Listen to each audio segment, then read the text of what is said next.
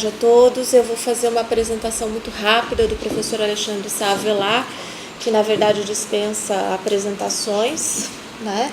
Eu quero agradecer muito a presença do professor aqui, né, nesse nosso quarto, na verdade quinto, né? Nosso quinto encontro histórico, né?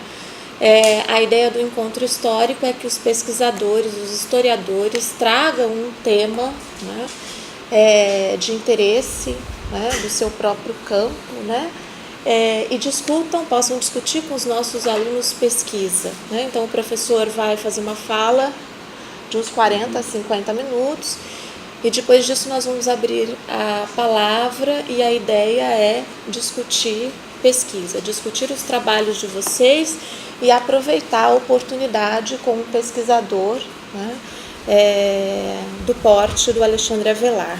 Rapidamente, o professor é professor da Universidade Federal de Uberlândia, né, fez o doutorado na Federal Fluminense, mestrado em História também na UERJ, né, é pesquisador do CNPq, né, bolsista Produtividade 2, e fez o pós-doutorado na Escola de Altos Estudos de Ciências Sociais, né, foi também bolsista CAPES, né.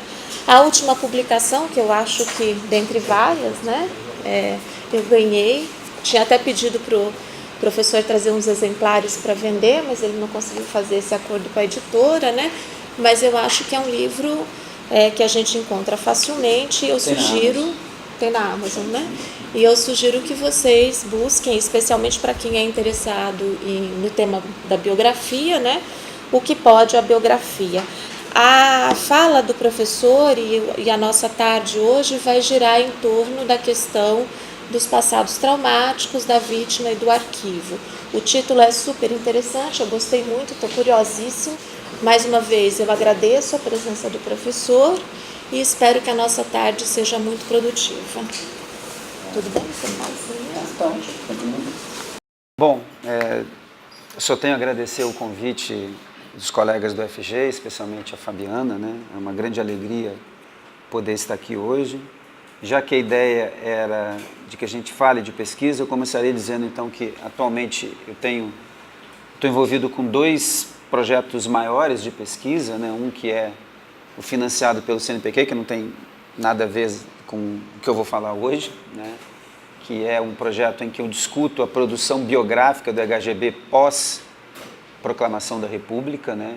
Onde essa época monárquica, a biografia era um dos eixos centrais do projeto historiográfico da HGB. A questão do projeto é discutir exatamente qual é o lugar da biografia na reconfiguração do HGB pós-1889. Esse é um projeto, né, que eu estou desenvolvendo atualmente, né? O projeto do pós-doc que eu havia finalizado é justamente uma rediscussão das famosas relações entre o HGB e o Instituto Histórico de Paris, né? Esse é um projeto que já foi concluído e alguns produtos dele vão sair ainda em forma de artigos, especialmente no próximo ano. E o outro projeto, exatamente esse do qual o texto que eu trago aqui hoje faz parte, que na realidade é uma agenda coletiva de pesquisa que eu e alguns colegas estamos envolvidos, né? Que é discutir um pouco os aspectos disciplinares do campo historiográfico, né? Numa crítica a essa historiografia disciplinada, e a gente tem chamado essa agenda de pesquisa de história indisciplinada, que já rendeu para nós 3 encontros muito importantes em Porto Alegre, né? E esse texto é um desdobramento de algumas reflexões que surgiram lá, e essas reflexões, eu já apresentei esse texto em outras ocasiões, e a cada apresentação eu tenho tido debates muito interessantes que estão me fazendo repensar cada vez mais. Então, a cada apresentação o texto tem se modificado um pouco, né? E eu vou pedir a compreensão de vocês para que eu possa ler o texto aqui da conferência, para que a gente possa não se perder muito. E à medida que também eu vou fazendo a leitura, tem algumas passagens importantes, algumas citações e algumas imagens de alguns autores que eu acho que são importantes, talvez possam servir como referências, etc., né? O título é Pode a Historiografia Ser Perversa? Sobre passados traumáticos, vítima e arquivo. A Perversão Historiográfica, título de um dos livros do teórico da literatura franco-armênio Mark Nishanian, que é, né, esse sujeito aí, esses são os dois principais livros dele, dos quais eu me utilizo bastante aqui ao longo da exposição, o Le Sujet de l'Histoire e La Perversion Historiographique, que são dois livros que perpassam todo o texto aqui. A Perversão Historiográfica, título de um dos livros do teórico da literatura franco-armênio Mark Nishanian, nos causa certamente um incômodo profundo. Afinal, poucos de nós podem imaginar que o produto do nosso trabalho, uma historiografia, possa ser uma perversidade, um mal que se apresenta como resultado inteiramente oposto de nossas melhores intenções e dos nossos mais éticos propósitos. Como sujeitos históricos, pensamos nosso ofício conduzido não apenas por pressupostos teóricos e metodológicos disciplinarmente orientados, mas também a partir de intenções ligadas ao bem comum. Algo ainda mais facilmente discernível quando os nossos temas de pesquisa estão ligados aos chamados passados traumáticos e aos seus protagonistas centrais, os sobreviventes das diversas modalidades de horror estatal. Como vítimas, elas só podem esperar de nós abordagens, representações e explicações que enfatizem as violações e violências sofridas, uma memória que sublime sua dignidade e a impotência de sua condição, ao mesmo tempo em que funciona como um registro crível e certificadamente documentado do horror. Nesta apresentação, tentarei expor, de modo assumidamente preliminar, tem muitas questões em aberto que eu espero que a gente possa discutir, o que vem a ser essa perversão historiográfica, sua íntima associação com uma certa forma de apreensão da noção de vítima e com a própria historiografia profissional e disciplinada. Então eu inicio a partir de dois exemplos que espero que sejam elucidativos para a argumentação que se seguirá. O professor aposentado Afonso Lana Leite, da Universidade Federal de Uberlândia, onde eu trabalho, é uma personalidade bastante generosa, repleta de afetos e sempre disposta a narrar suas experiências na militância armada contra a ditadura. Integrante do Grupo Colina, que era o mesmo grupo da Dilma durante a ditadura, Lana Leite foi preso e enfrentou tenebrosas sessões de tortura. Após reconstruir a vida e ingressar na universidade, dedicou-se a participar de eventos para os quais, invariavelmente, seu testemunho é solicitado. Eu mesmo participei de um destes e não preciso pedir a vocês que tentem imaginar o clima de comoção com o relato do professor Afonso. Suas narrativas contemplam o momento de seu ingresso no Colina, o cenário de perseguição contra jovens estudantes e professores, as estratégias para enfrentar o regime, as prisões, torturas, morte dos companheiros. A fala é firme, segura, mas que não deixa dúvidas de que a experiência do horror é fortemente traumática, como não poderia deixar de ser, e de que o exercício narrativo sempre é uma forma de elaboração, na acepção freudiana. Esse desejo talvez não seja o mesmo da plateia, que quase sempre demanda-lhe mais e mais detalhes dos porões da repressão. O professor Afonso já foi ouvido inúmeras vezes e sua persona pública é indissociável daquilo que endereça a quem o escuta. Não conheço nenhuma ocasião em que ele tenha sido convidado para falar de seu trabalho de pesquisa ou de sua atuação como docente no Instituto de Artes. Segundo exemplo. O segundo exemplo é narrado pelo professor Carlos Fico, reconhecido especialista na história da ditadura militar. Durante um evento no qual discorria criticamente a respeito de uma certa mitificação em torno da memória da luta armada, Fico foi bruscamente interrompido por uma ex-militante que disse apenas, eu fui torturado. Houve, como era de se esperar, um silêncio geral. Diante da dor da vítima, o que dizer? Em outro texto, ainda não publicado, sugeri algumas possíveis interpretações do ponto de vista da teoria da história para o silêncio do conhecido historiador. A fala repentina certamente surpreendeu Carlos Fico e sua ausência de reação é obviamente ligada a essa irrupção imprevista. Mas também aponta para impasses e limites de algumas das nossas formas e valores disciplinares do campo historiográfico, como aqueles da objetividade, distância e cesura temporal. Os dois exemplos inscrevem-se em uma lógica moral que suscita quase imediatamente nossa plena adesão. Esta solidariedade automática e incondicional da assunção de que as vítimas sejam vítimas sem mais, testemunhos do arbítrio, da dor e do desespero, para além de qualquer consideração ideológica. Este sem mais se inscreve no deslocamento, na perspectiva de Manuel Cruz, que é um outro autor bastante importante para esse texto, principalmente esse livro dele, Adeus, História, Adeus, o abandono do passado no mundo atual. Este sem mais, portanto, se inscreve no deslocamento, na perspectiva de Manuel Cruz, da dicotomia vencedores-vencidos para a perpetradores e vítimas. A pronta empatia que prestamos às vítimas encobre uma única exigência, que elas permaneçam como tais. A decisão de renunciar à condição vitimária, como fez Marek Edelman, um dos sobreviventes do gueto de Varsóvia, tem como uma de suas consequências a libertação do árduo dever de combater pela narrativa do trauma e esquecimento. Ele poderá, deste modo, ver-se livre do trauma. A contrapartida é a perda daquela solidariedade automática, da admiração, da identificação, da imunidade a qualquer crítica. Uma crítica aos usos públicos da noção de vítima não é um exercício isento de alguns constrangimentos.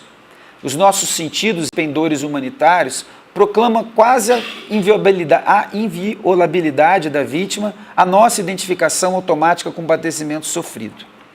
Há um potencial sensitivo que nos impele a tomarmos o seu relato como uma verdade fática, como restauração do acontecimento, como uma espécie de vitória sobre os perpetradores das mortes e das torturas. Daniele Giglioli, um autor italiano que lançou um livrinho recente, Crítica da Vítima, em seu polêmico e sugestivo ensaio sobre a crítica da vítima, afirma que ela, a vítima, abre aspas, exige atenção, promete e promove reconhecimento, ativa um potente gerador de identidade, direito e autoestima. Fecha aspas. Uma questão já clássica diz respeito à validade ético-moral dessa investida crítica. A dor e o trauma não bastariam para isentar os sobreviventes exatamente dessa crítica? As perguntas parecem retóricas e as respostas evidentes. A crítica é incorreta e injusta, por princípio, ou ao menos supõe, como atesta Roberto Vecchi, uma leviandade de consciência. Nossas reservas serão, por outro lado, produtivas?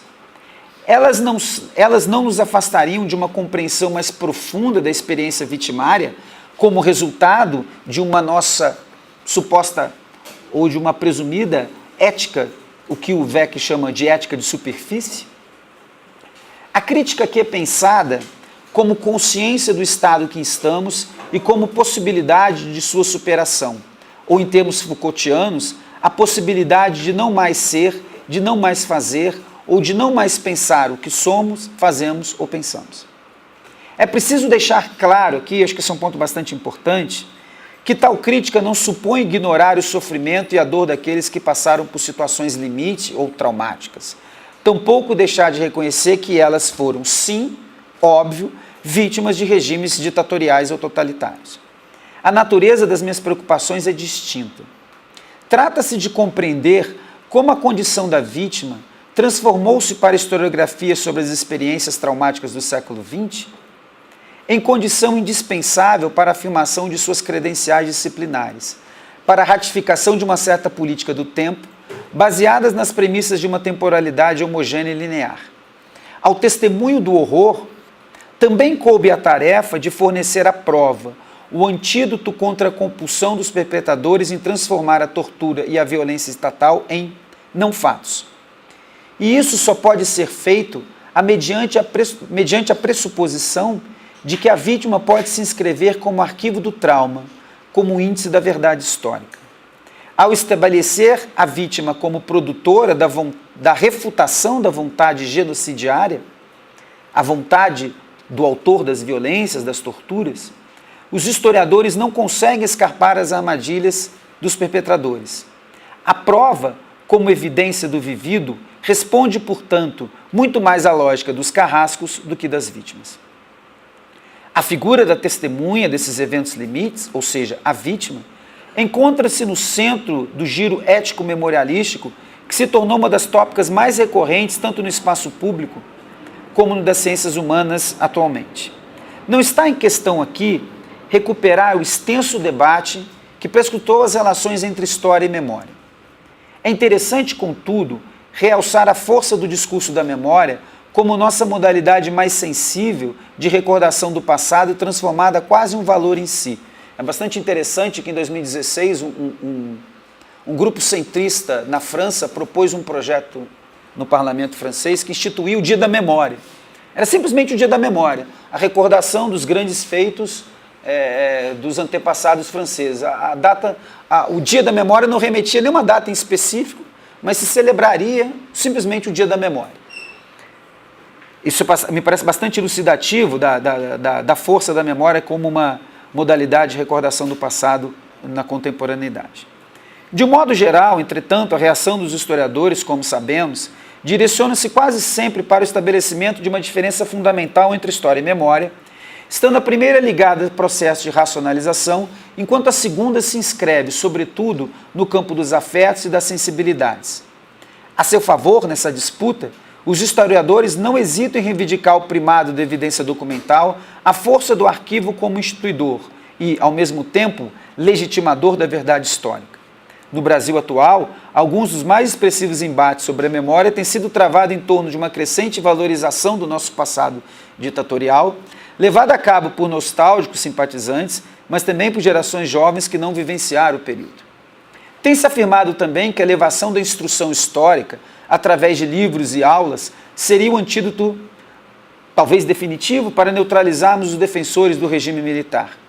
Nesta ótica, a disciplina ainda se reserva um espaço para o aprendizado e para a não repetição de erros históricos. Essas expectativas me parecem muito mais próximas da frustração do que de sua realização. Não acredito que os saudosistas da ditadura militar ou os admiradores do agora presidente eleito, quando eu escrevi o texto ainda era só um deputado, né? Não acredito que os saudosistas da ditadura possuam um déficit de história.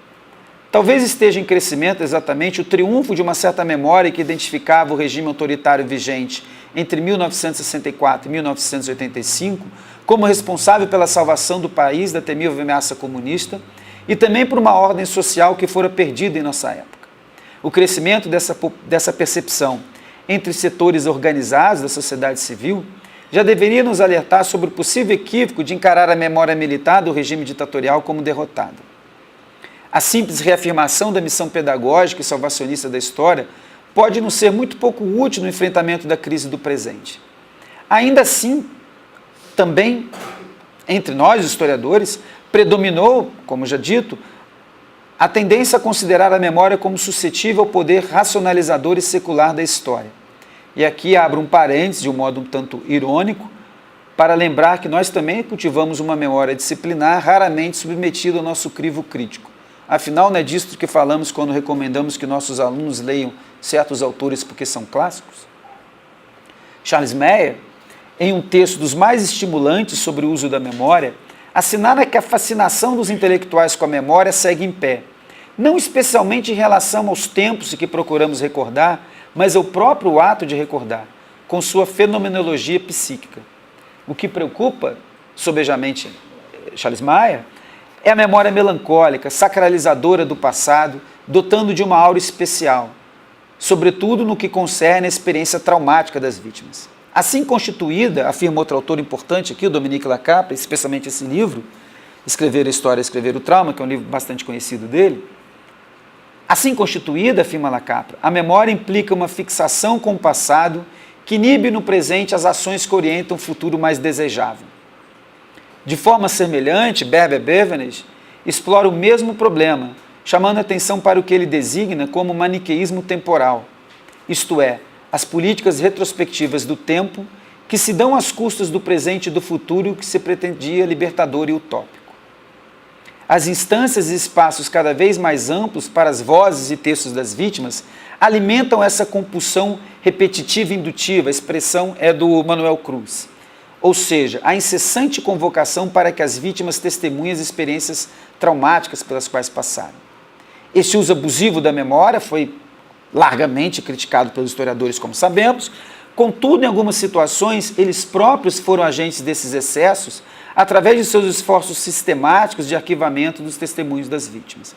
E aí eu me valho de uma citação do Manuel Cruz, que me parece bastante pertinente. O argumento frequentemente farisaico de que é necessário recordar permanentemente determinados eventos para que não se repitam, acaba servindo em cruel paradoxo para que os indivíduos que o sofreram uma vez nunca alcancem o sossego e a paz. A vítima que exerce em público esse papel se vê impelida a não se separar o mínimo que for dele, a não ceder 1 milímetro ao esquecimento.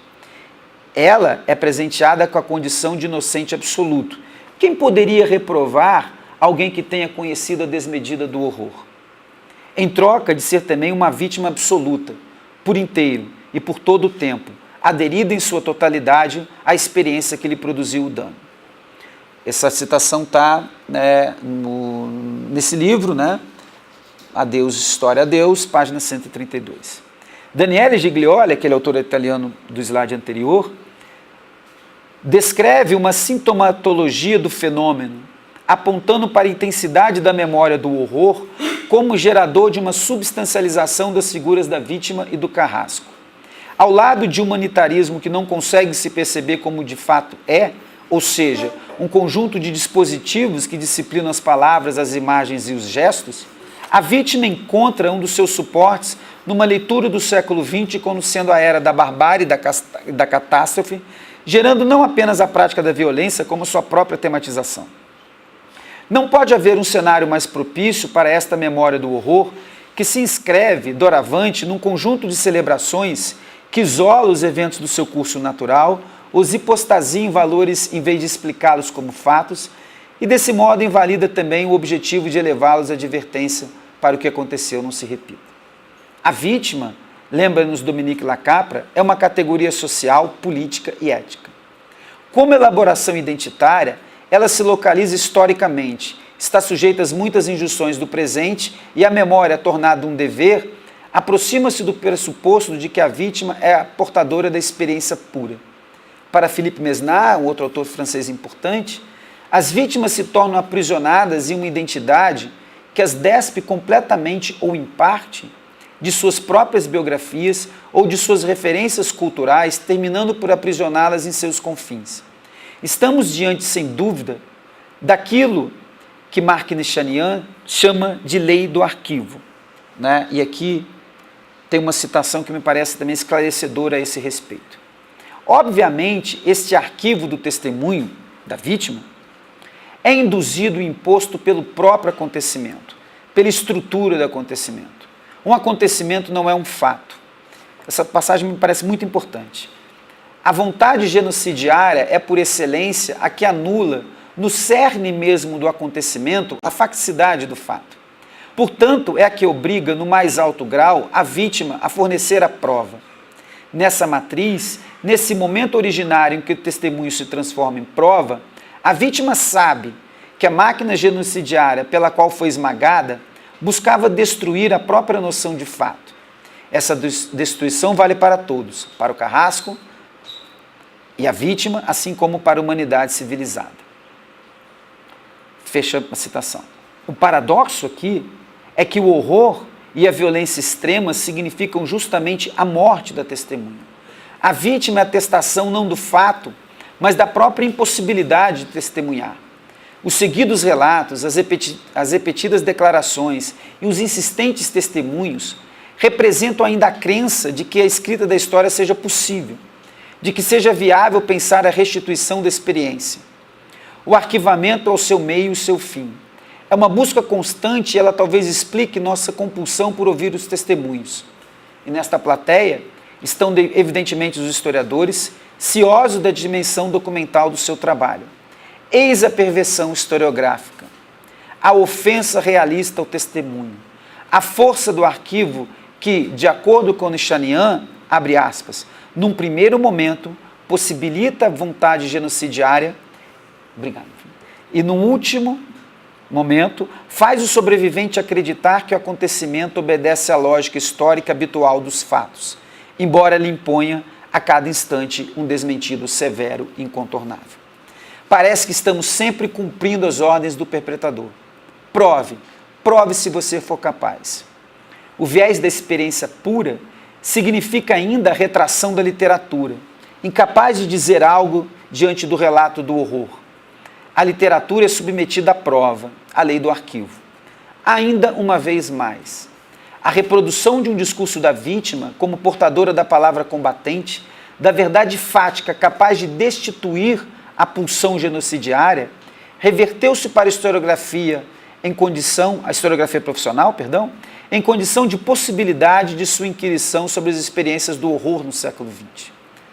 Talvez vocês, que até esse momento tenham suportado aqui essa apresentação, estejam se interrogando a respeito de possíveis delineamentos propositivos para os problemas que enunciei e, sobretudo, para o papel que os historiadores possam exercer. Reforço de modo mais explícito o que possivelmente tenha ficado dissimulado ou apenas esboçado.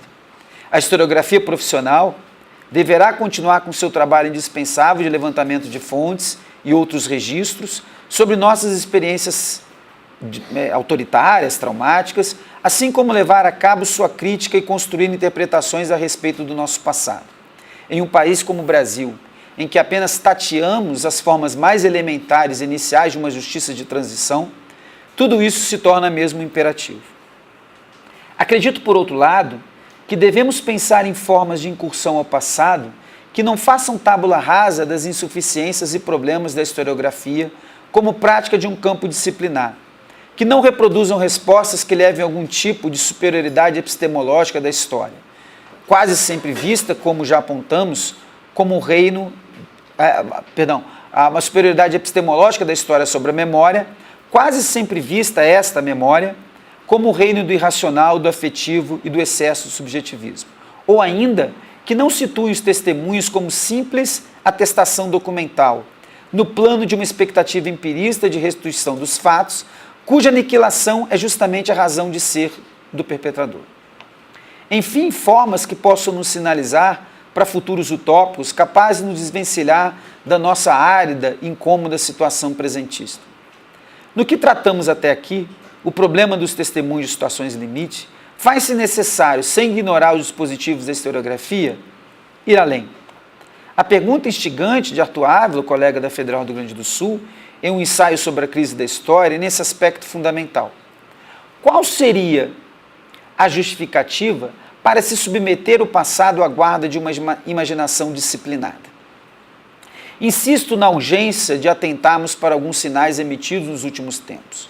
Como pôde ressurgir com intensidade e expressividade midiática uma memória favorável ao regime militar, simultaneamente à consolidação de uma historiografia volumosa e de qualidade indisputada sobre esse período? Isso não nos indica absolutamente nada? As vozes da vítima do regime militar talvez nunca tenham sido tão conhecidas. Podemos sugerir que essa intensidade ainda seja insuficiente, que precisamos ouvi-las mais e mais. Descobrimos outras que ainda se encontram mudas. São posições em relação às quais parece pouco razoável edificar sentidos opostos. No entanto, é forçoso reconhecer. Tudo isso já está sendo feito e as narrativas favoráveis ao regime militar não param de florescer. Há sempre em nossas mãos o horizonte de preservação de nossas formas disciplinares. E é sempre possível manter a posse na revelação de novos arquivos, de novos testemunhos, dos novos documentos que ajudarão a iluminar nossos passados que não passam. Mas talvez possamos pensar em outros caminhos que nos levem a outros princípios de historicização. Não poderei fazer mais do que breves referências nesse sentido, fornecendo talvez alguns horizontes de reflexão. Neste ponto, é inevitável um retorno a Mark Nichanian, a quem devo grande parte das reflexões que aqui desenvolvi.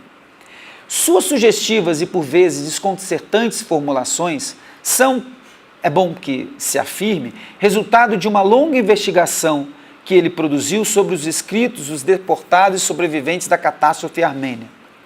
Nesses textos, a tensão entre a inscrição do testemunho na lei do arquivo, com a consequente perversão historiográfica, e o relevo literário permanece como problema fundamental. Trata-se da tensão que traça a linha entre a arte e a história, entre a literatura e o documento. Duplo impasse no qual se engolfaram perdidamente todos os sobreviventes, duplo impasse da escrita da violência submetida ao reino do arquivo. Não foram poucos os momentos nessa investigação dele sobre a literatura armênia, em que a literatura era vista como a única possibilidade de escrita da catástrofe, ou em sentido inverso, ela era reduzida a uma tentação a ser superada em nome da comunicação da experiência pura. Duplo impasse que tornava, de todo modo, o acontecimento inacessível. A lei do arquivo, a que preside a compulsão testemunhal, não cessa de submeter a escrita da violência ao seu domínio e ao seu reino. A palavra que deseja incessantemente fornecer a prova que possa dissipar o desejo do perpetrador é incapaz de experimentar o enfrentamento da própria lei que a rege. Onde se inscreve, portanto, a morte da testemunha? Essa questão é essencial para Nishanian a ser respondida pela poética do testemunho. Essa poética que pode salvar o testemunho de sua, expressão do Nishanian, insultante função realista. Libertar o testemunho do fardo da refutação da vontade genocidiária significa mobilizar formas de leitura que sinalizem com novas perguntas. Trata-se de retirá-lo da condição documental e pensá-lo como um monumento, inscrito a um signo e não mais a um fato. George Agamben, outro autor bastante importante, e aqui o seu livro que trata diretamente dessa questão, O que Resta de Auschwitz, que é um livro também bastante conhecido dele, Agamben já havia sinalizado tal possibilidade, embora de modo ambíguo, como veremos, quando afirmou que a autoridade do testemunho reside em sua capacidade de falar em nome de uma incapacidade de dizer. O testemunho não garante a verdade factual do enunciado inscrito no arquivo, mas a sua inarquivibilidade. Como monumento, o testemunho não apresenta valor probante, mas é sua aparição no espaço público, no espaço de visibilidade geral, que se faz problema de análise. Isso não significa, de forma alguma, o rebaixamento da capacidade explicativa do testemunho, mas a sua inscrição em um novo registro. A investigação não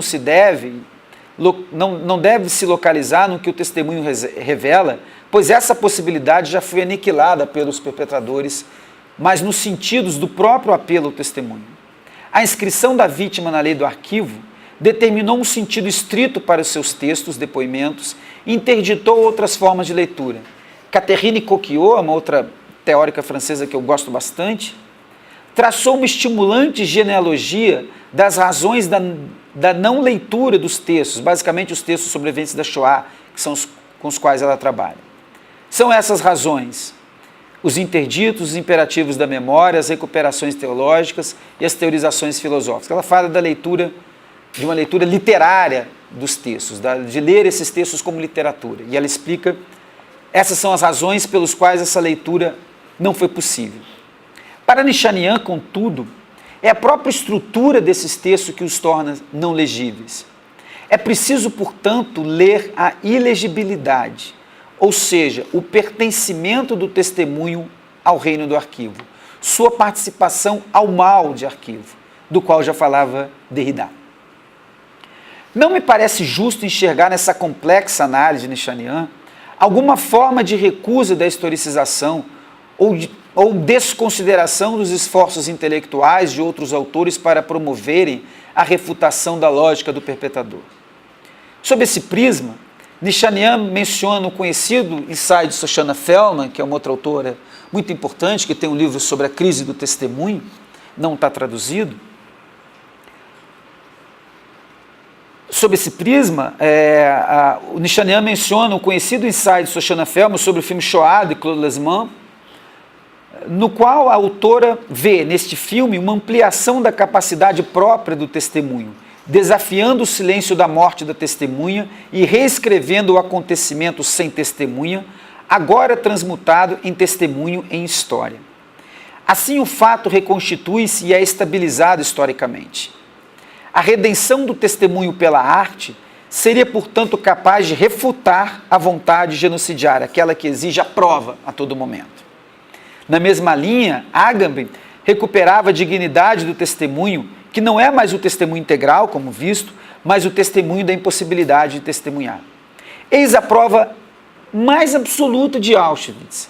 a refutação definitiva da vontade do genocida. Ao libertar o testemunho do fardo do valor de prova, paradoxalmente, Agamben o dotava de uma prova ainda maior contra a lógica genocidiária.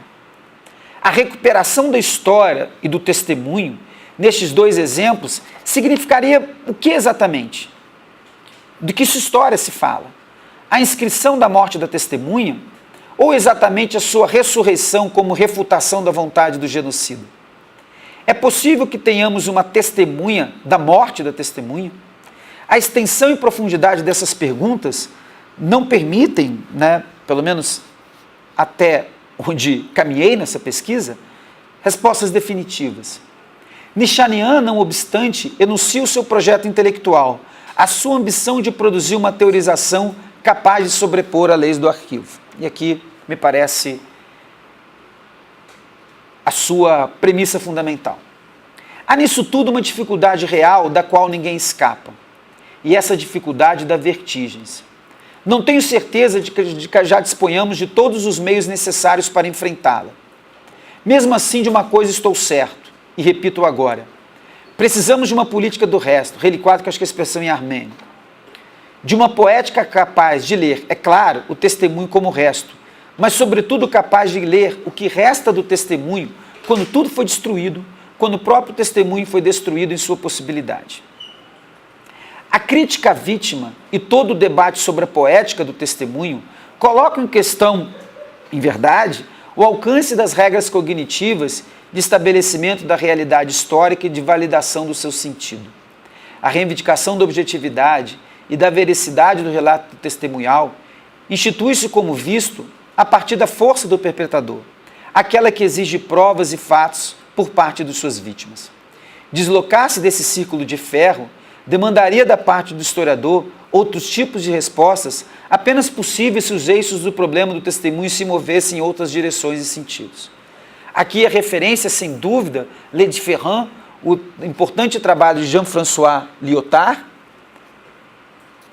e que em uma citação bastante impactante, ele menciona o silêncio dos historiadores diante de Auschwitz. Segundo ele, pois os fatos, os testemunhos que estavam marcados pelos aqui e pelos agora, os documentos que indicavam os sentidos ou os sentidos dos fatos e os nomes, ou seja, a possibilidade de diversos tipos de frases cuja condição forma a realidade, tudo isso foi destruído quanto possível. Cabe ao historiador levar em conta não apenas o dano, mas também o ato ilícito?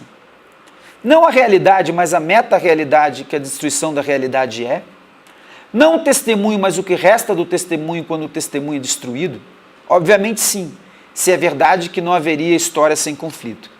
Mas então é preciso que o historiador rompa com o monopólio concedido ao regime das frases sobre a história e se aventure a dar ouvidos ao que não é apresentável nas regras do conhecimento. Seu nome, o de Auschwitz, marca os confins onde o conhecimento histórico vê sua competência recusada. O que o Lyotard afirma sobre historiografia possui valor para a arte. Nem historiadores, nem artistas, na perspectiva de Nishanian, podem refutar a vontade genocidiária e estabelecer a verdade através da restituição do testemunho, da recolocação da experiência pura. A meta-realidade da destruição é o que precisa ser lido no testemunho. É o resto que precisa ser tematizado como forma de compreensão daquelas narrativas do horror, que, não obstante, não cessam e não devem cessar. Escapar à lei do arquivo requer outras formas de reflexão sobre a verdade do passado e que não nos transforme, expressão de Nishanian, em secretários do arquivamento. Muito obrigado.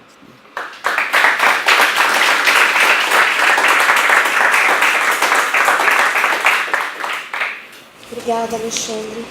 Obrigado, espero. Eu tenho que pensar até o final aqui, fazer algum comentário. Enquanto isso, eu vou abrir a palavra, né?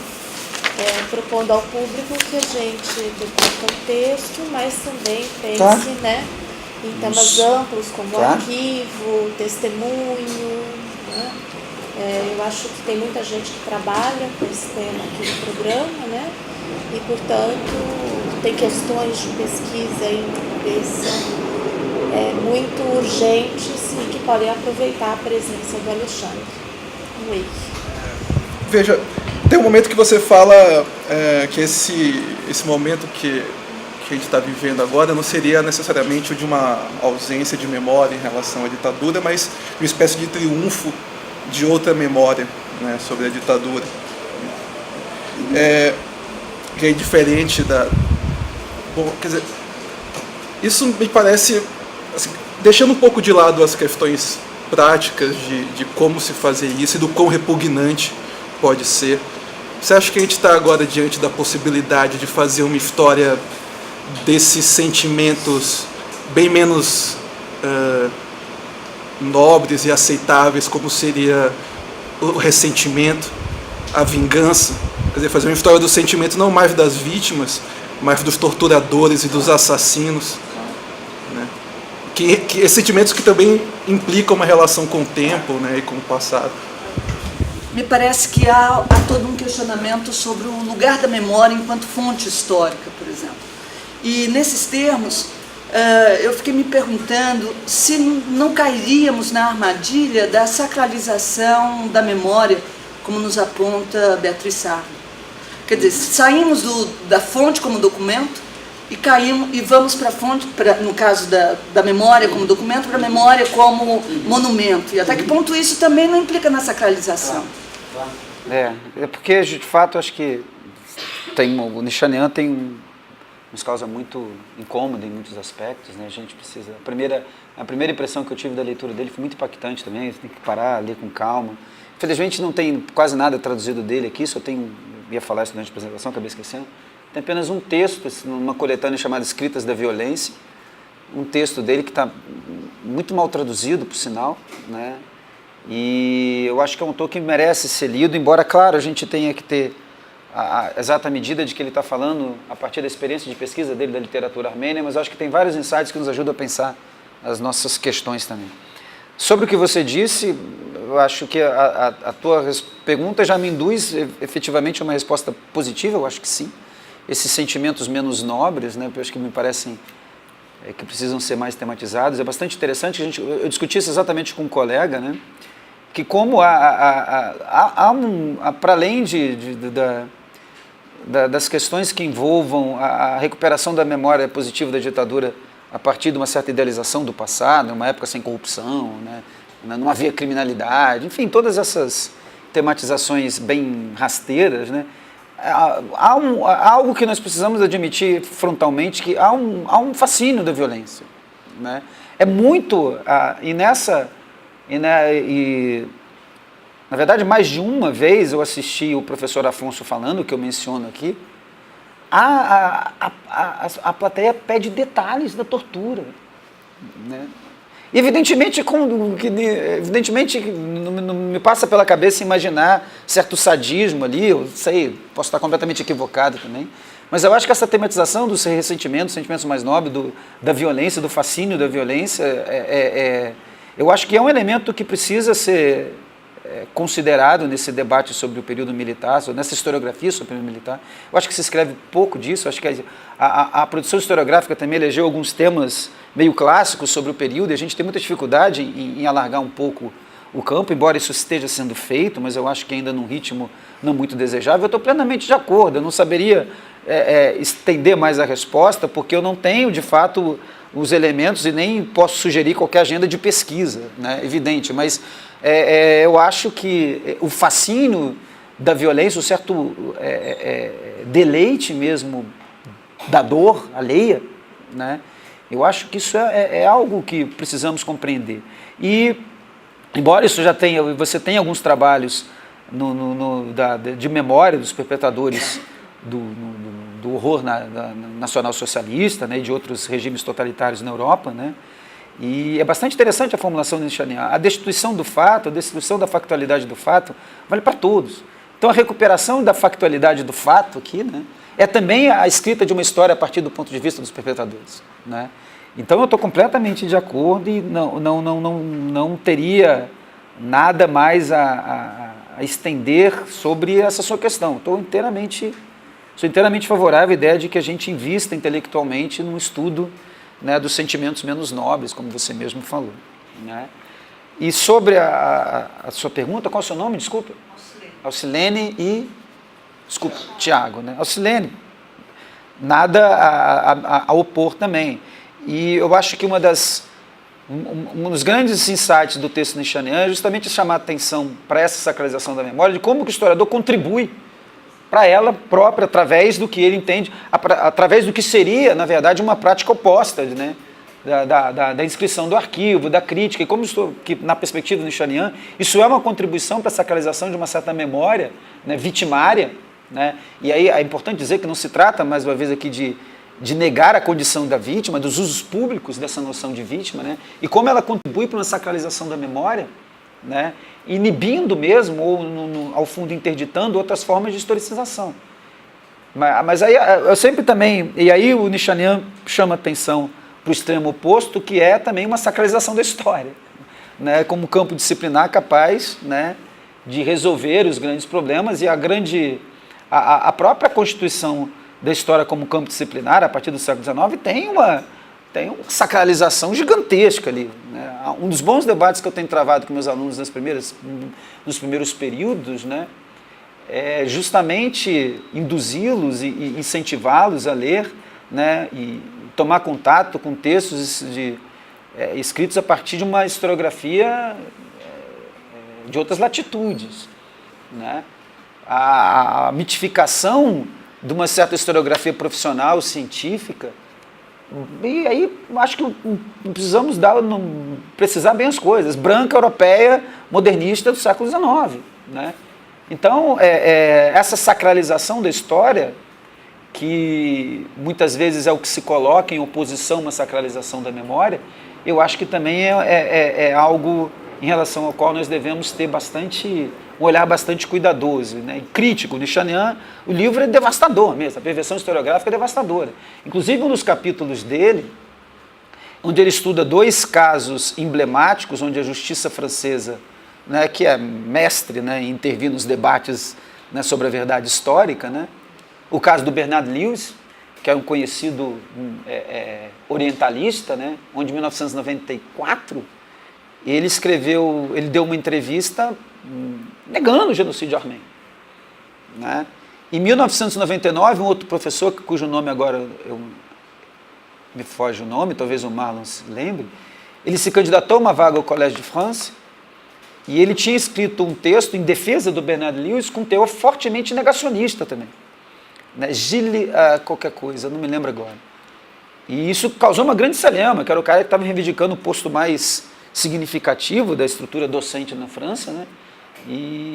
Mas a grande provocação do nietzscheano, quando ele analisa esses 2 casos, num dos capítulos da perversão historiográfica, é a seguinte: bom, os historiadores reivindicam, né, uma parte da comunidade historiadora se uniu, não exatamente na defesa dos 2, mas numa defesa do campo historiográfico, sob a alegação de que a justiça, né, não deveria se meter nesses debates, no debate sobre o estabelecimento da verdade histórica. Né? Mas, peraí, mas a verdade histórica também é algo que só os historiadores podem... Né? A justiça não tem, de fato, nada... A justiça não pode dizer nada a respeito disso. Né? Então, essa sacralização da história, que como uma oposição à sacralização da memória, que talvez seja a grande perversão tratada no livro. Mas o risco é evidente, né? Mas eu acho que o nietzscheano é bem atento a esse risco, e mais, ele é mais ainda atento ao risco de uma sacralização da história, né, a partir do que ele está chamando aqui de lei de arquivo e nos colocando aqui numa posição muito incômoda de secretários de arquivamento. Né? Claro que ele é generoso com alguns outros historiadores, mas de um modo geral eu acho que suas críticas são bem contundentes e merecem de nós muita atenção. Imagina. É pensar a historiografia em eventos traumáticos. E aí você coloca 2 dinâmicas, né? Uma historiografia que se aproxima dos testemunhos para construir uma narrativa arquivista, e por outro lado uma crítica a essa historiografia que faz esse movimento. E aí eu fiquei pensando aqui, é injusto até pensar que historiografia que emerge depois disso, né? Porque seria um enxugamento, uma resposta total, que eu não quero exigir agora, mas Será que uma das saídas para pensar, e você até fala, né, em novas formas de incursão no passado, será que uma das formas de investigar o passado a partir dessa problemática não seria reconhecer os vários polos de narrativa que permearam, inclusive a justiça é um deles, né? A justiça, as vítimas, os intelectuais que permearam, que narraram um acontecimento, que investigaram um acontecimento, mas que não necessariamente estão vinculados a uma tradição de pensamento histórico em específico, mas que, me parece, a maioria deles tiveram que em algum momento dialogar com a história, porque é a história que faz esse retorno, né? Então me parece que uma das formas de considerar, resolver um pouco esse problema, seria levar em consideração esses múltiplos polos que produziram sim conhecimento, né, sobre os eventos traumáticos. Sobre a dúvida do colega ali, a questão dos sentimentos menos nobres, né, ao mesmo tempo que parece ser uma agenda legal de pesquisa, fiquei pensando até que ponto ela também não vai ao encontro dessa tentativa de encontrar uma exatidão do que aconteceu, ou seja, na medida em que a gente tem vários detalhes sobre aquelas torturas que aconteciam, assim, não é sádico também do ponto de vista da história, não é um retorno a um arquivo de querer encontrar uma narrativa total, né? Claro. É mais ou menos isso. Boa tarde. Eu tenho duas perguntas também. Quando você fala dessa exigência de que as vítimas sejam vítimas sem mais e de que elas continuem narrando, me parece que por essa repetição mostra que não há elaboração desse passado. Não da vítima, mas de quem exige a narração dela, né? E aí, através do Nishanian, que eu não conhecia, você diz que ele propõe outras formas de reflexão sobre o passado, e minha pergunta é se essas formas seriam que a historiografia se aproximasse da literatura, da arte, para conseguir ajudar nessa elaboração do passado de quem exige isso das vítimas.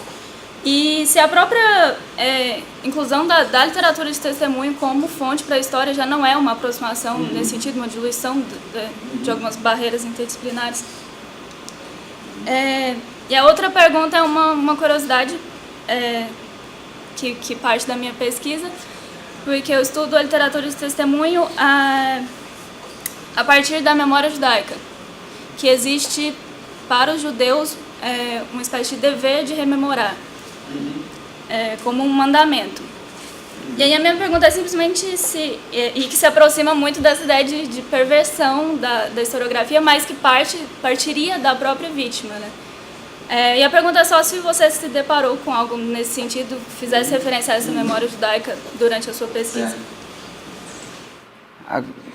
A sua questão é o que a pergunta, é o que a pesquisa e a leitura, porque né, o Nishanian tem 5 volumes organizados em que ele vai a praticamente tudo que se produziu sobre literatura do testemunho da catástrofe armênia, né? Então, a historiografia que emerge daí, né, é a questão para a qual toda pesquisa se direciona e que, evidentemente, eu não tenho respostas conclusivas a te dar. Mas me parece que a sua consideração de que os múltiplos polos que produzem uma forma de conhecimento sobre os chamados eventos traumáticos, né, devam ser considerados. E não me parece, né, que, embora o Nishanian seja bastante crítico à historiografia, não se trata aqui de uma rejeição absoluta, né, mas como um polo negativo mesmo. O que me parece fundamental na reflexão do Nishanian, e eu insisto aqui, é tentar ler o testemunho, né, não como a evidência documental de um ocorrido, né, mas aquilo que ele chama, recuperando o Lyotard, né, do monumento ou do signo. O que seria exatamente isso? Como escrever uma história, né, da destruição do fato, né? Esse que seria o grande enigma, né, a grande chave interpretativa a ser perseguida. O Lyotard dá um exemplo bastante interessante, né, nesse livro Le Différent, para chegar a Auschwitz, né, ele diz mais ou menos assim: imagine uma situação em que há um terremoto que não apenas cause uma devastação absurda, mas que também tenha destruído todos os aparelhos para medir a intensidade do terremoto, né? Então, ali você tem uma meta-realidade destruidora da realidade em si.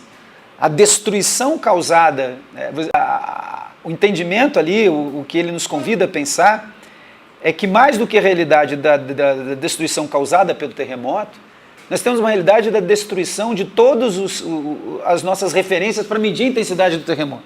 Como escreveu, e Auschwitz seria algo similar a essa perspectiva, né? Ela produz, é uma meta-realidade que destrói a factualidade do fato, mas isso é a conformação, né? Aí que vem o nosso grande embate, isso é a conformação da própria lógica do genocida. É isso que ele desejava. E é isso que ele insiste para que, já que vocês querem, é a lógica do negacionismo, né? Há uma boa passagem que o Nichanian também discute o negacionismo, né? Recuperando bastante a polêmica do Hayden White, por exemplo, né? Em que era basicamente o seguinte, a crítica do Hayden White ao Vidal Naquet era basicamente o seguinte: bom, você está respondendo os negacionistas a partir das premissas que eles colocaram, né?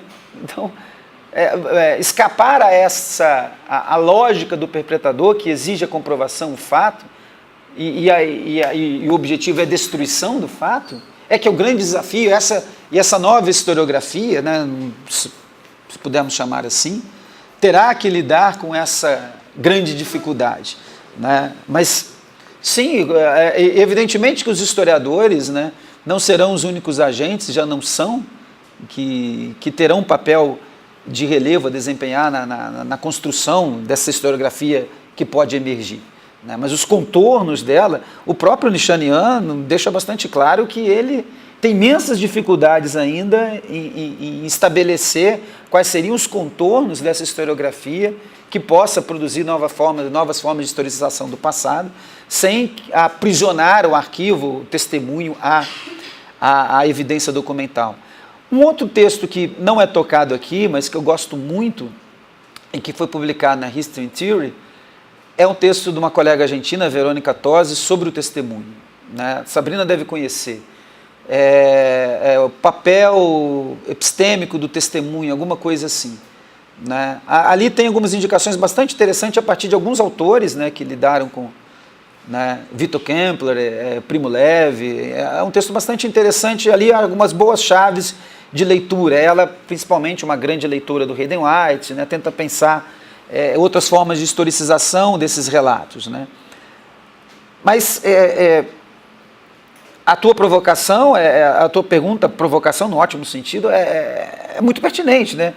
Essa historiografia emergente terá apenas os historiadores como seus agentes? Quais são os outros agentes, construtores desse campo ainda amplamente aberto, né? E, bom, Sabrina, ainda, de fato, o meu objetivo aqui não é ainda, pelo menos, né, porque um segundo passo desta pesquisa, né, um segundo momento, é tentar, a partir, né, e motivado pela leitura do Nichanian, chegar aos testemunhos dos testemunhos da ditadura brasileira, né? Então, embora e o próprio Nichanian não trabalha exatamente com os testemunhos da Shoah, então, nesse momento, pelo menos, o contato com essa memória, né, judaica ainda não foi estabelecido, né? E nesse texto da Shoshana Felman sobre o Code Lanzmann, o filme dele, Shoah, ela diz o seguinte: bom, o Lanzmann consegue, através da arte, restituir a testemunha e, de fato, oferecer a refutação ao genocida. Está aqui, é a arte que é capaz disso, né? O Nichanian é bastante cético em relação a esta esperança de que, né, a refutação, o testemunho seja tão bem alcançada assim. A questão para ele é que é o deslocamento profundo da pergunta, né? Não se trata mais, para o Nichanian, de pensar o testemunho como refutação da vontade genocidiária. Se a arte tem um papel fundamental nisso, e a literatura posta à prova, como ele diz, né, talvez seja o grande a grande força, e ele faz um clamor mesmo para que leiamos esses textos como textos literários, tentando superar os vários interditos mencionados pela Catherine Coquillot ali, né? A elaboração, né, se é que podemos chamar assim, só pode ser possível a partir do deslocamento da questão. Não se trata mais de usar o testemunho como um atestado da veracidade e a refutação do genocida, mas pensar outras formas de historicização desse passado a partir do testemunho, né? E lê-los como texto literário, lê-los como monumento, lê-los como monumento dessa meta-realidade da qual falava Lyotard, né? Da destruição da realidade que é a destruição da realidade, né? Que talvez seja a grande inversão proposta pelo Nichanian, que evidentemente nos causa uma dificuldade imensa, né? Porque nós somos treinados justamente para pensarmos o arquivo como justamente um atestado de algum grau de veracidade do passado, né? E ali ele está tentando dizer justamente o contrário. Não é por aí mais que a gente vai trabalhar, porque isso significa reproduzir a lógica do genocídio, né? Então, se a arte tem um papel indiscutível, indisputado aqui para o Nichanian, é fato, mas a partir apenas de uma inversão total da pergunta, né? Inscrever o testemunho, não mais na lógica do documento, mas do monumento, não mais do arquivo, mas do signo, né? Essa é uma proposta que, evidentemente, demanda de nós ainda investigações muito mais profundas, especialmente elegendo aqui, essa, como eu disse, é uma etapa posterior do trabalho, né? Elegendo, sim, um bloco de textos, um conjunto de textos a serem lidos e submetidos a esse crivo crítico enunciado pelo Nichanian aqui, né? Mas, de fato, a literatura e a arte como elaboração tem um papel de grande relevo aqui, mas insisto, a partir de uma inversão total da pergunta, uma inversão total do questionamento, não mais como atestação, mas como a atestação da destruição, da morte da testemunha, como ler o resto, né? E, bom, Augusto, isso é bastante interessante, a tua questão é bastante interessante, porque me remonta muito a algumas leituras, alguns textos clássicos em que a memória familiar daqueles que serviram o Partido Nazista, né, muitas vezes tem lacunas interessantíssimas, né, como o pesquisador está lá em contato e mostrando, né, não, o seu avô, né, não, meu avô nunca foi do Partido Nazista, não, mas como está aqui, né, como está aqui, né? Isso talvez nos remonte não apenas a uma ideia da vergonha ou, né, de qualquer tipo de constrangimento pela violência cometida, mas também, indo aqui para o Nichanian, né, ele diz claramente, a destruição da facticidade do fato vale para a vítima e para o carrasco também, né? A aniquilação total, né, o apagamento de todos os vestígios, né, é algo a ser perseguido, né, não apenas para que não reste nenhuma memória, mas também para uma pacificação, sei lá, né, mas o fato é que há uma memória familiar destes perpetradores de violências que já foi bastante pesquisada, tematizada, né, e as gerações posteriores, né, vão tentando produzir esquecimentos, lacunas, e que, volto a dizer, não se ligam apenas a um constrangimento, uma vergonha pelos atos cometidos pelos, né, seus avós ou mesmo pais, né, mas também a problemática lançada aqui pelo Nichanian, da destruição da facticidade do fato. Então, é fato, né, que essa problemática ainda causa bastante reticência junto aos historiadores. Entre nós ainda há poucos estudos, né, produzidos sobre efetivamente os carrascos, né, do ponto de vista dos carrascos, né, mas me parece também que é uma agenda de pesquisa bastante importante, né? A minha questão, assim, o que me saltou aos olhos sobre o que eu queria pensar contigo, e talvez é uma pergunta bem objetiva que eu vou tentar desdobrar um pouco, se tudo não é um problema de racionalidade historiográfica. Quer dizer, esses impasses, você agora insistiu 2 vezes na necessidade de mudar a questão, quer dizer, mudar a formulação da interrogação, a estrutura da interrogação, vamos dizer assim, do problema. Porque eu me lembro um pouco assim dos debates, e daí talvez se nós não teríamos que retomar um pouco o debate historiográfico sobre o negacionismo. Eu me lembro um pouco sobre o negacionismo. Eu lembro um pouco das discussões dos anos 80 e até meados dos anos 90, quando isso foi uma coisa importante na França, muito em função do livro do Naquet, como isso rapidamente se deslocou para um problema, para uma discussão que era uma discussão não tanto factual, mas historiográfica. E eu vou explicar o que é que eu estou pensando. Bom, você se lembra que o livro do Naquet, Todos os Assassinos da Memória, era, no fundo, um esforço de tentar apresentar um volume, um conjunto empírico de referências que refutassem, não é, os grandes negacionistas franceses, o Faurisson e etc. Bom, e uma dos textos que eu acho mais interessantes desse debate, que é um texto do início dos anos 90, é um texto do Rancière, que é exatamente sobre o problema uma reflexão sobre a lógica do negacionismo. E esse é o momento em que esse problema está sendo judicializado. Né? Quer dizer, basicamente na Suíça, na Alemanha e na França,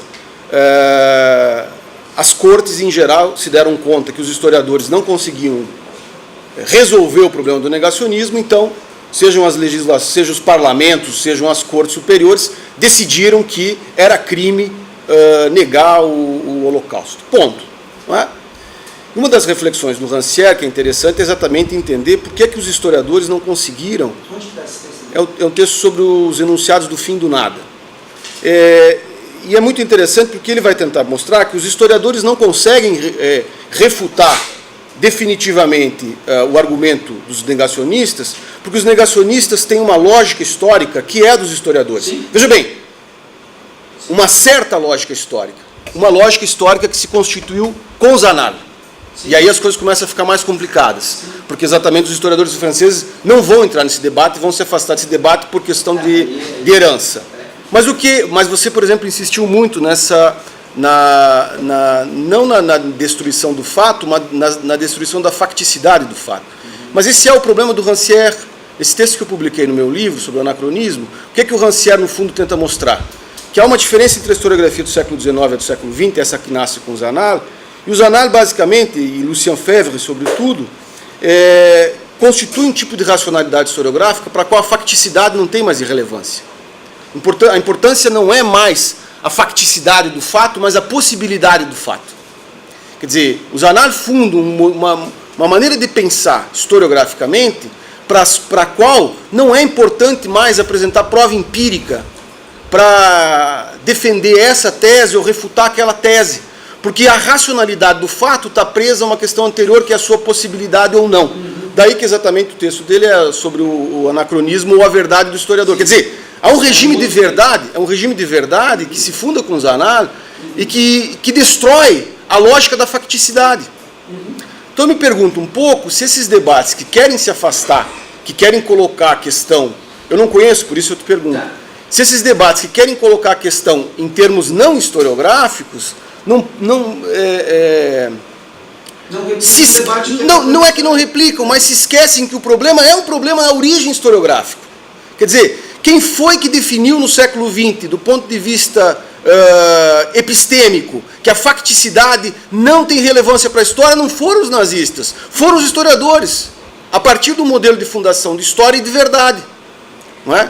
Quer dizer, então o Rancière vai dizer, por que é difícil negar Faurisson, Racine, etc. Porque, basicamente, eles são fundados num modelo de epistemicidade, não é? Que é o mesmo dos historiadores, portanto, eles estão no mesmo espaço epistêmico, vamos dizer assim. Daí que seja impossível, por meio de evidências empíricas, refutá-los. É preciso exatamente criticar a lógica historiográfica que funda esses argumentos. Agora, quando a gente vê, por exemplo, esse argumento da destruição da facticidade, eu me pergunto se, de novo, a gente não está esquecendo qual é a lógica historiográfica para a qual a facticidade deixou de ser fundamental e, portanto, quer dizer, não é uma coisa extra historiográfica. Porque eu acho que depois do debate, que eu não acompanhei todo, mas esse debate que trouxe as coisas mais para o lado da psicanálise, no final dos anos 90, eu acho que o problema não é, você acha que concorda, o problema não é mais o problema da lei do arquivo, como queria o Derrida. Quer dizer, O problema não é mais de transformar o testemunho em documento. Acabou isso. Por outro lado, transformar o testemunho em documento, a gente continua na lógica historiográfica. Não é? Quer dizer, quem fundou a ideia da oposição do documento monumento não foram os artistas, foram os historiadores. Tudo isso para te dizer, será que não seria importante... será que a questão não é que a questão se resolve? Eu acho que o problema não é resolver, você não vem aqui para buscar uma solução e ninguém também... A questão é de colocar o problema. Será que o problema, no fundo, não é e continua sendo historiográfico? Mesmo que se queira deslocar para lá, se queira transformar o testemunho numa forma de... se resolver o problema do testemunho via psicanálise, sei lá, numa história psicanalizada, como fez Michel de Certeau, por exemplo, de enterrar os mortos, etc.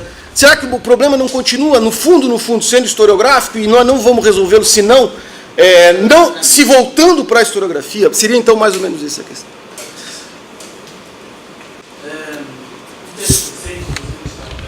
A Lorraine Dalston fala sobre objetividade. Como que no século XX surge uma ideia de objetividade que é a perspectiva. E como que todos os conjuntos de ciências, inclusive a história, ela se apropria dessa ideia de objetividade. Então, não é que no século XIX não se tem objetividade.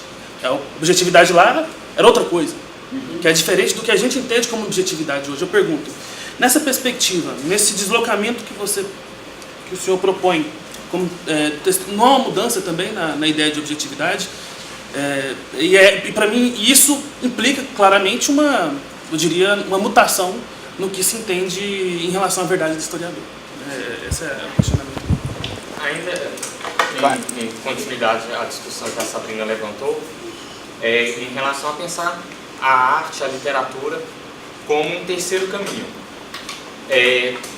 como uma forma própria desse retorno, por assim dizer, ao passado. Não como a historiografia tem feito, não como uma certa literatura, como a literatura de testemunho, como as vítimas também têm buscado o passado. Mas pensar a literatura e esse modo não como um produto, mas com a sua própria lógica, com a sua própria epistemologia, por assim dizer. Então, no sentido como o Derrida fala da literatura, como hospitalidade. Essa forma que, por assim dizer, é anacrônica, porque ela reatualiza sensações, reatualiza sensibilidades. Então, essa forma de sempre se apropriar do passado e numa tensão própria, que é do romance, que é da ficção, que coloca em tensão tanto as verdades individuais quanto as verdades universais. Então, será que essa forma literária de se pensar não poderia ser uma outra forma de pensar esse passado? Bom, o que eu posso dizer é que eu vou aproveitar muito mais as perguntas do que vocês vão aproveitar minhas respostas, né? Você não pode ter certeza, são ótimas questões, né?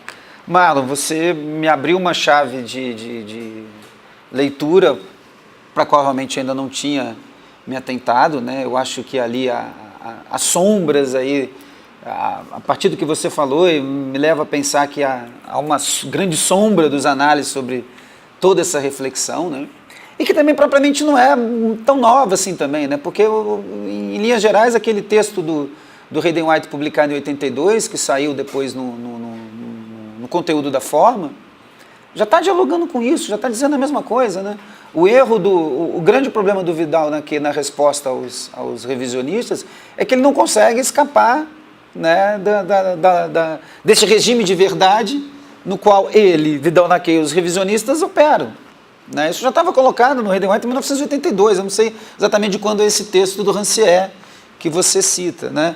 O que eu posso dizer, porque realmente, Marlon, eu não saberia te responder, né? Mas o que parece agora ser aberto pelas suas sugestões é perceber se essa proposta de inversão da questão ainda não se delimita nos marcos da própria historiografia, né? Que talvez possa ser uma ótima resposta crítica ao Nichanian, né? Eu não sei mesmo, né? Por isso que eu digo claramente que eu estou aproveitando muito mais a tua resposta do que você possa aproveitar a tua pergunta, do que você possa aproveitar a minha resposta, né? Não havia pensado nesses termos ainda, né? E tampouco me lembrava desse texto do Rancière. Agora, há uma chave de leitura, de caminhar aqui, que me parece bastante sugestiva, né? O deslocamento da pergunta é de fato um deslocamento, né? A facticidade do fato, tal como almejada, a destruição da facticidade do fato, tal como almejada, não tem relação, claro, né, com prismas completamente distintos, mas essa destruição já não é uma possibilidade colocada pela própria historiografia, né?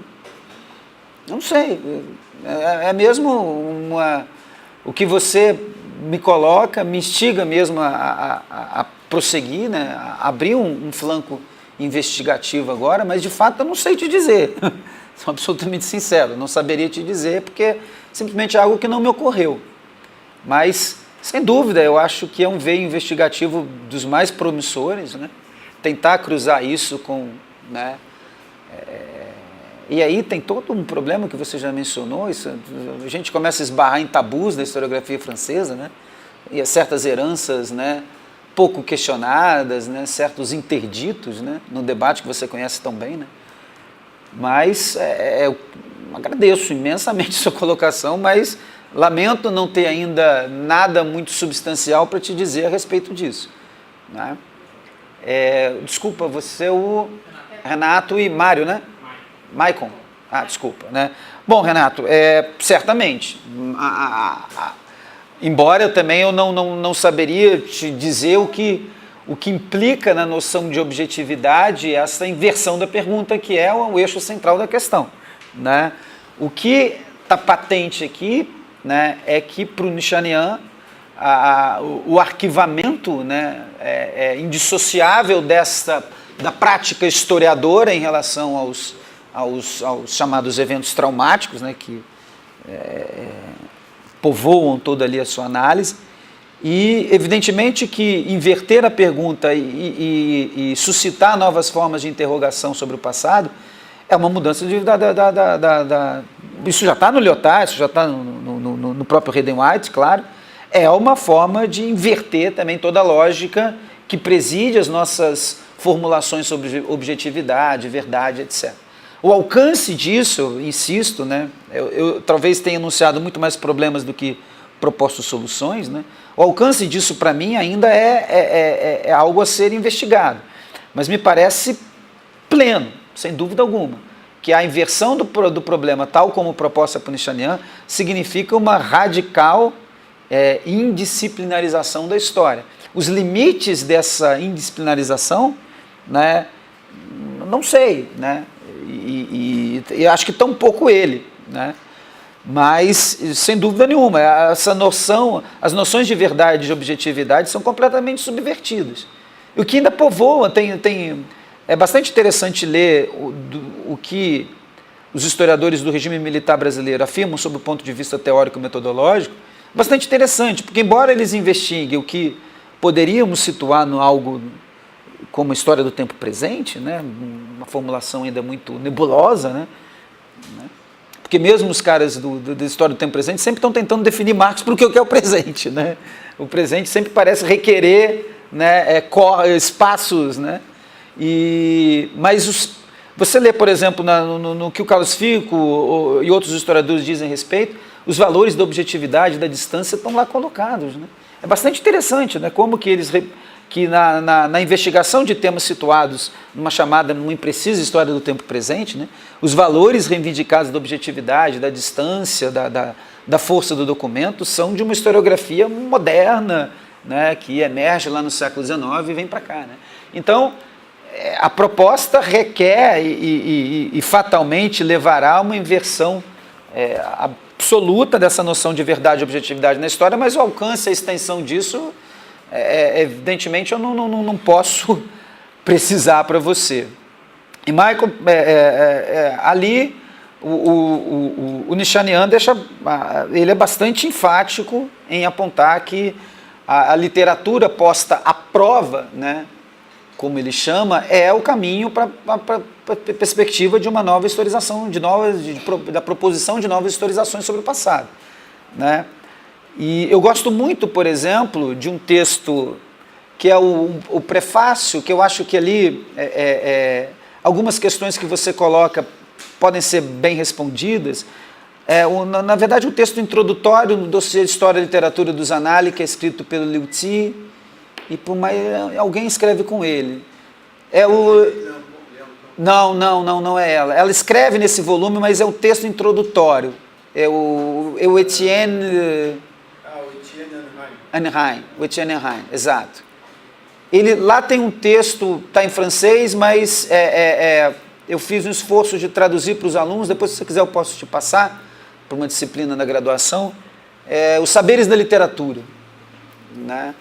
E ali eu acho que o diálogo é muito interessante para pensar como que a literatura, assim como a história disciplinada, a história campo, a história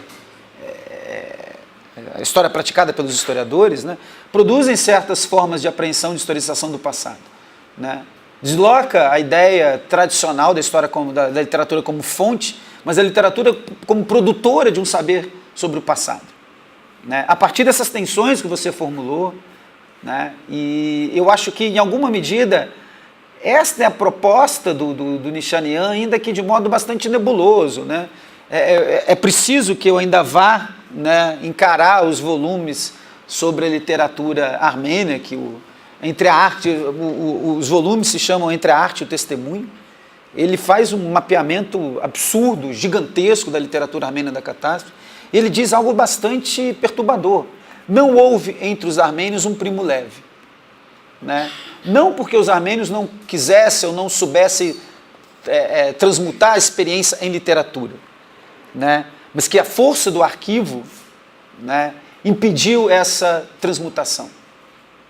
Né? A preocupação com o registro documental teria a submissão à lei do arquivo, da comprovação de que houve o genocídio, reproduzindo a lógica do genocida, impediu que entre os armênios houvesse um primo leve. Né? Evidente que me baseio no que o Nishanian diz nesses 2 livros, mas isso é muito melhor trabalhado nos volumes sobre literatura armênia que ele organizou.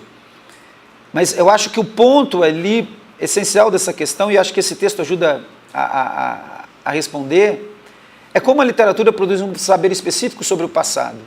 E como esse saber da literatura pode ser mobilizado, né, na leitura desses testemunhos. Que, repito, para eles devem ser, para o Nishanian, o desafio é lê-los como texto. Né? Independente da inscrição na lei do arquivo.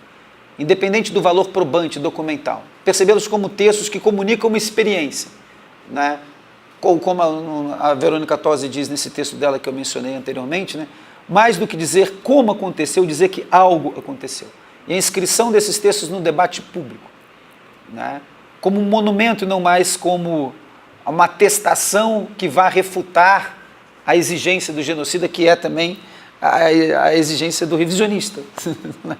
Está aqui, a gente então prova. O regime historiográfico, né, o regime de verdade historiográfica é o mesmo. Né? A proposta é como sair desse regime historiográfico, mas aí vem o Marlon para, né, pôr mais, né, gasolina no fogo, né, e pensar que esse regime historiográfico seja compartilhado aí de modo menos desejado, né, tanto pelo Nishanian como pelos historiadores. Né? Mas eu acho que esse texto é bem interessante, depois eu posso passar para você. Eu fiz uma tradução que... Exato. Que não é exatamente uma, por favor, releve, não é uma tradução de um tradutor. Né? Quem? Ah, é? Ah, viu? Então pode já... Né? Os saberes da literatura, Le Savoir. Alguém mais? Eu quero fazer uma colocação. Obrigado. Não, mas é colocação, porque na verdade milhares de coisas passaram pela minha cabeça. E depois que o Marlon jogou a bomba na sala, né, eu fiquei até pensando se eu falava ou não, né, porque eu vou voltar à questão do testemunho, até porque me interessa, né, e eu já não sei nem se a palavra é leitura, né, mas como se aproximar desse resto, né, e eu fiquei pensando aqui que a sua fala impacta não só pela força do texto do autor que você trouxe, né, mas por todas as perguntas com as quais você terminou sua exposição, né? Todas. Então, por que submeter o passado à guarda disciplinar? Um porquê das narrativas nostálgicas, né? E aí a gente pode falar tanto no nosso caso, podemos falar claramente do regime militar, né? Da tortura, né? Quais seriam os outros princípios de historicização e, em meio a tudo isso, como e onde se inscreve o testemunho, né? E eu vou falar uma coisa muito óbvia, e talvez aqui eu retorne subliminarmente à psicanálise, né? Duas coisas muito óbvias. Primeiro, há prazer na crueldade, né? E acho que isso vai no sentido da pergunta do Tiago. E a outra obviedade é que, e aí de algum modo toca na historiografia, o carrasco ou o desejo genocida, né, não sobrevive sem a vítima, né? E para essa mudança de paradigma, vou chamar assim, né, de tudo que você apresentou hoje e propôs a partir deste autor, eu fiquei pensando, não é uma questão de ultrapassagem, não é uma simples questão de representação, não é uma questão de política identitária, mas para alcançar isso, talvez fosse preciso, e eu não sei mesmo, é porque eu fiquei pensando, eu acho até difícil falar isso e perguntar isso, mas eu acho que a gente teria que recusar, e eu não sei se, e a pergunta é possível fazer isso? É possível recusar o lugar ou o papel de vítima? Né? E perguntado isso, que eu acho muito importante, eu acho que isso inclusive é um aprendizado em face do que vem acontecendo no mundo contemporâneo, né? Que tipo de laço social e que tipo de historicização, né, nós poderíamos imaginar para alcançar não essa ultrapassagem, mas talvez essa recusa que impedisse, né, um diálogo onde eu falo na mesma lógica que você e, portanto, não escapo, né? É uma rede que não me permite criar outra coisa, né? E nesse sentido, por isso eu estou dizendo, será que não seria necessário, nesse sentido, recusar este lugar da vítima, que é justamente o lugar que o genocida coloca, né? E, portanto, você teria uma outra lógica e um outro olhar para o próprio testemunho? É isso. Uma outra ideia subjacente ao texto é que eu não falava nem exatamente na recusa do lugar da vítima, mas uma crítica... Sim, claro, não, é só para a gente pensar junto, né? Mas uma crítica aos usos públicos da vítima, né? Porque eu falei que não, mas isso também tem a ver com a política identitária, né? Não está Sim. diretamente relacionado. O que é algo sempre incômodo, porque é uma preocupação que sempre eu tive, né, que não se trata de uma crítica exatamente à vítima, né, aos usos públicos da noção de vítima, né? Isso não trata-se de minimizar o sofrimento e a dor, né, mas para entender, inclusive, num dos possíveis títulos que eu pensei para poder publicar algo sobre isso, é porque a historiografia precisa de uma crítica à noção de vítima. Né? E na esteira do que o Nichanian diz aqui, das coisas que eu estou pensando, né? Porque para mim essa conformação da vítima como aquele que comunica a experiência e que nos cativa a partir de uma certa sacralização mesmo, de algum modo, né? Quem ousa contestar a palavra da vítima? Inclusive no texto da Beatriz Sarlo, no debate argentino, né? Ela disse claramente o seguinte: bom,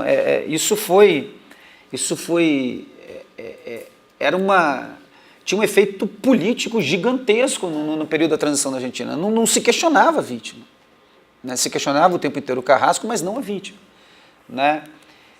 Embora a gente compreenda os princípios, digamos, éticos dessa não crítica, né? Ela conforma uma certa percepção da historiografia, uma certa percepção do uso da vítima, né, que mobiliza mais do que faz avançar ao fim, né? Mais do que talvez rejeitar o lugar da vítima, né, é refundar o uso dessa noção de vítima no espaço público, que envolve também, é preciso dizer, é claro, né, você tem uma mobilização de diversos interesses públicos em torno da noção de vítima, né? Isso mobiliza identidades, mobiliza grupos, mobiliza ações, né, que também precisam ser consideradas para além da historiografia, né? Então, que outra noção de vítima pode emergir daí, né? Que é a que apenas atesta a veracidade da experiência na ânsia de refutar o genocida, na ânsia de oferecer a prova demandada por aquele que quer destruir a facticidade do fato, que inclusive o Nichanian, em outra passagem, os carrascos são verdadeiros filósofos, porque eles conseguiram, né, fundar, né, uma teoria da destruição da facticidade do fato, né? Que noção de vítima que é capaz de enfrentar esse estado de coisas? Eu também não ouso avançar muito, né? Sempre a apresentação de fato ela trouxe muito mais questionamentos do que propriamente respostas, né? Mas eu acho que tem alguns delineamentos de pesquisa aqui que me parecem promissores. Que noção de vítima que emerge daí? Esse livro do Giglioli é bem devastador, assim, né? Mas ele está falando de todos os interesses políticos, públicos e econômicos mesmo mobilizados em noção da vítima, mas que também é alimentada por um certo prazer, né? As pessoas demandam detalhes, é impressionante assistir o cara falando. As pessoas demandam detalhes. Como é que era isso? Né? Conta aí. Né? E o cara contava tudo, né? É isso que era. O cara. Tem prazer, né? E eu acho que essa identidade foi naturalizada de uma forma intensa e dolorosa pelo próprio sujeito, né? Parece que ele não conseguiu se sair desse papel. E é muito interessante nesse texto, naquele livro do Manuel Cruz que eu coloquei ali, O Adeus História, que tem uma versão argentina, né? Ele tem um capítulo muito interessante sobre a crítica da vítima e especificamente sobre o que ele chama da compulsão repetitiva, a indução à repetição, e ele trata de alguns casos de sobreviventes que se recusaram a falar, né? E foi mesmo assim meio que uma desgraça pública mesmo sobre esses indivíduos, né? Como você ousa não falar? Né? Parece que há um dever, né, implícito de memória, né? Mas é interessante, né, que se a memória, né, imputa-se à memória tanto o adjetivo de direito quanto dever, né? A memória, né, tem um poder gigantesco, né? É direito e dever, mas como não falar? Como você se recusa a relatar a experiência do horror como vítima que você foi? Né? E as respostas dos caras eram exatamente, não, eu quero me livrar disso, né? Eu quero, a elaboração se dará por outras vias, que não da insistente narração, que também pode ser uma forma de elaboração, né? Mas que não cessa, é absolutamente, o caso do professor Afonso aqui é muito impressionante, ele nunca foi chamado para nenhum evento para falar do trabalho acadêmico dele, da vida dele como professor, do trabalho de pesquisa no Instituto de Artes. Mas isso é sintomático, né? Que é a crítica que se faz, o pessoal do HTP faz essa crítica, né? Uhum. Que é o seguinte, hoje a vítima substitui o historiador. Sim. Quer dizer, o grande ressentimento na França é essa, não se chama mais o historiador para falar da Primeira Guerra Mundial, se chama as vítimas. E as vítimas têm uma autoridade pública para falar do passado hoje, maior do que a crítica histórica. Quer dizer, então aquilo que inicialmente era simplesmente dar o testemunho para comprovar, hoje se tornou uma outra coisa, né? Quer dizer, o discurso historiador não tem mais qualidade do passado porque a vítima atesta aquilo. Tanto que um dos debates mais interessantes na França hoje é como se dará a educação quando não tivermos mais testemunhos, né? Você tem algumas discussões em torno do como e agora, né? Como se perpetuará a memória do Holocausto quando todos os testemunhos não mais estiverem aqui, né? Que inclusive quando perguntaram isso para a Net, né, ela ficou puta da vida, né? Porque você está dizendo que nossos casos que tem que morrer logo, nesses casos querem estar vivos ainda, né? Então essa é uma questão, é um debate, e é isso, parece que a verdade histórica, né, tem dono, né, é o da vítima. E nós somos os secretários do arquivamento. O secretário do arquivamento é dose. Né?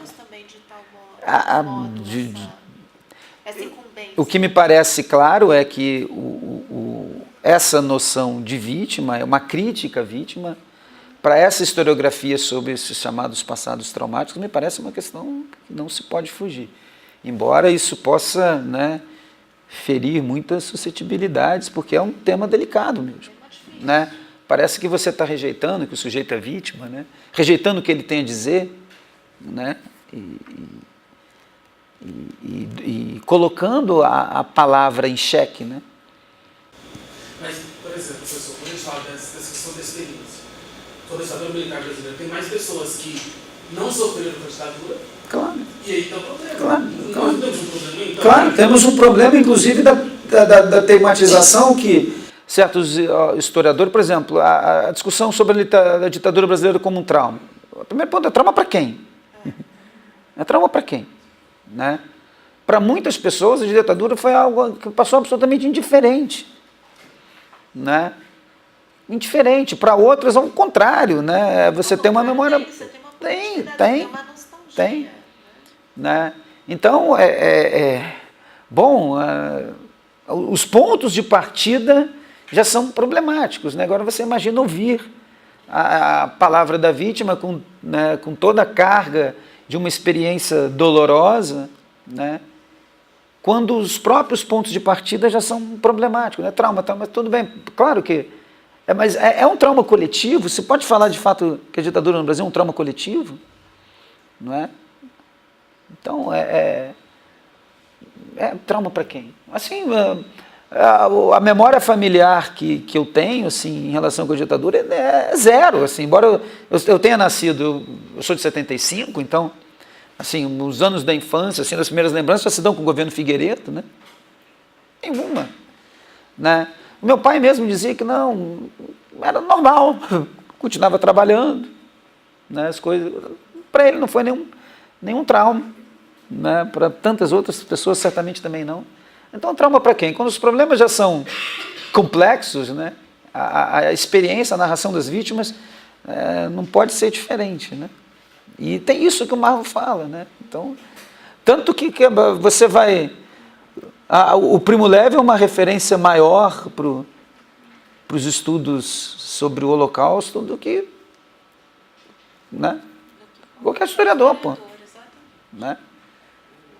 Fala, meu querido. O Jaime Kindle publicou um texto recentemente na academia chamado Fantasmagorias, que ele fala, é um texto bem pessoal, assim, que ele fala sobre a experiência de crescer numa casa com os pais que foram judeus, foram perseguidos pelo nazismo, foram primeiro para Israel, não se adaptaram e vieram para o Brasil e chegaram aqui e de repente se tornaram apoiadores da ditadura.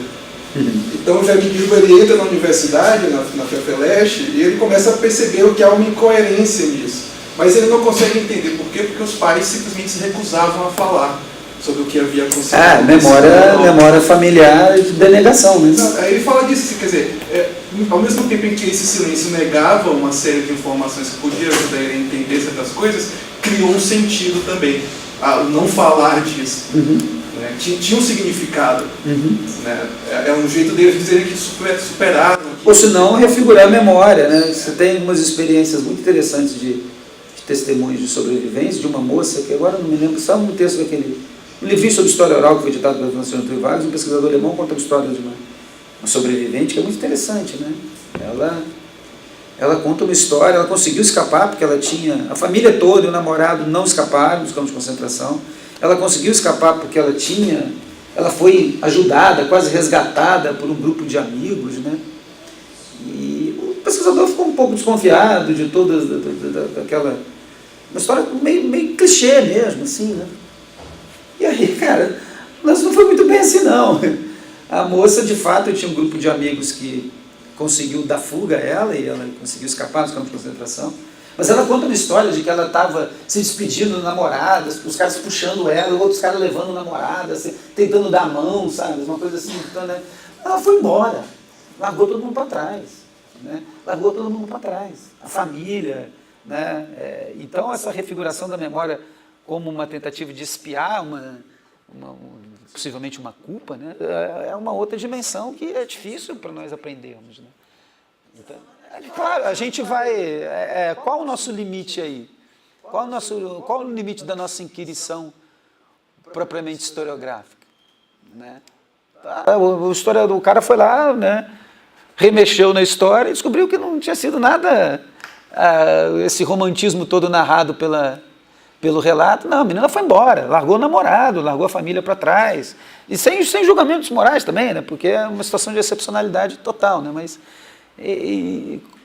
como essas memórias se reproduzem e quais os limites da nossa intervenção sobre elas? Né? A gente vai até onde? Né? Foi a fala do Fico aqui. No que ele narra. Quando a moça disse que tudo bem, você está fazendo uma crítica bastante densa a certa mitificação da esquerda revolucionária, bem na linha do que ele pensa a respeito do tema, né? Tá, mas eu fui torturado, e aí? Acabou. Né? Acabou. E nesse texto que eu fiz menção aqui, que eu comento isso, né?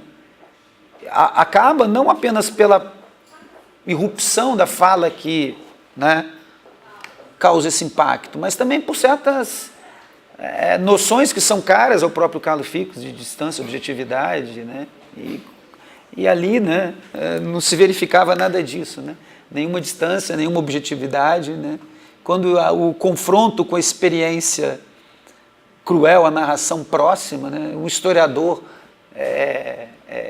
tão dedicado à objetividade, à distância, ao valor do arquivo, faz o quê?